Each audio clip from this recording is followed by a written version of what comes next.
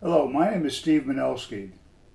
This is my story of the unit that I served with in Vietnam in 1966 and 1967, but more importantly, it is the story of that unit, the 592nd Transportation Company. Truly, we were and became a band of brothers, having trained together in the United States, shipped over on a troop ship, and arriving in Vietnam to see the war was definitely in progress, and we were part of a major buildup. After graduating from high school in 1965, I became eligible for the draft later that year. We intend to convince the communists that we cannot be defeated by force of arms or by superior power. They're not easily convinced. I have asked the commanding general, General Westmoreland, what more he needs to mounting aggression. He has told me, and we will meet his needs. I have today ordered to Vietnam the Air Mobile Division and certain other forces which will raise our fighting strength from 75,000 to 125,000 men almost immediately. Additional forces will be needed later, and they will be sent as requested. This will make it necessary to increase our active fighting forces by raising the monthly draft call from 17,000 over a period of time. Once the communists know, as we know, that a violent solution is impossible, then I've spoken many times of our objectives in Vietnam. So has the government of South Vietnam. Hanoi has set forth its own proposals. We are ready to discuss their proposals and our proposals and any proposals of any government whose people may be affected. For we fear the meeting room no more than we fear the battlefield. My basic training began at Fort Jackson, South Carolina in January of 1966. After basic training, I returned to Fort Jackson for advanced training in truck driving, and thereafter we completed that training and moved on to Fort Campbell, Kentucky, where we joined the 592nd Transportation Company. The 592nd Transportation Company light truck was activated on 1 June 1966, and on that date, Captain Kenneth E. Scott took command of the company at Fort Campbell, Kentucky. The company strength at that time totaled 4 commissioned officers, 1 warrant officer, and 18 enlisted personnel. The newly formed company continued to increase in strength, and on 23 June 1966, there were 113 personnel present within the unit. On this date, the company received letter order number 6-98, a movement directive alerting unit under sink strike and a port call. The company also participated in special recon training exercises dealing specifically with guerrilla and counter-guerrilla tactics. On 28 August 1966, 19 additional 5-ton cargo trucks were picked up at the Kaiser Corporation in South Bend, Indiana, and conveyed to Fort Campbell, Kentucky. Again, on 2 September 1966, 22 5-ton cargo trucks were conveyed to Fort Campbell, Kentucky, giving the unit a total of 55 task vehicles. And on 25 September, the unit departed Fort Campbell by air for Oakland Army Terminal, California. After arriving at Oakland Army Terminal, the unit boarded the troop ship USMS General William Weigel, and at 1300 hours, 28 September, departed Conus en route to USARPAC, U.S. Army Pacific. On 14 October 1966, after 16 days at sea, the William Weigel stopped at Naha, Okinawa for refueling and pickup of supplies. While ship was moored, the passengers were allowed shore leave for approximately 6 hours. The ship departed Okinawa at 21:40 hours that same night. The vessel entered the territorial waters of Vietnam at 3500 hours, 16 October 1966. Those units scheduled for debarkation left the ship at the port of Vung Tau. At 1100 hours, 18 October 1966, the 592nd Transportation Company debarked the USNS General William Wagle at Cam Ranh Bay, Republic of Vietnam. Debarking with the unit were the 500th Transportation Group, Motor Transport, and the 545th Transportation Company. The following 2 weeks found the company establishing its billeting facilities, mess hall, and administrative headquarters. The unit's task vehicles were still en route to Vietnam. The company had the mission from time to time of conveying driveaways to their destination, usually the coastal city of Nha Trang. It was attached to the 57th Transportation Battalion, Truck, commanded by Lieutenant Colonel George N. Reed. The battalion in turn fell under the command of Colonel H.E. Tisdet, heading the 500th Group.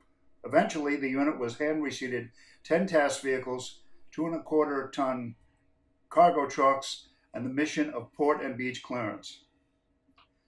On 7 November, the vessel Thunderhead docked at Cam Ranh Bay, and the company's 55 task vehicles and 65 trailers were taken to the company area. Within less than 12 hours, 10 vehicles were operational, performing the mission of port and beach clearance. During the next few days, all of the task vehicles were operational, performing port and beach clearance. Trucks were palletized. The unit quickly went to work building wooden decks to place within the bed of the majority of the task vehicles. The truck decks were modified to bring the bed level of the vehicles even with its sides, facilitating ease in the loading and unloading of cargo.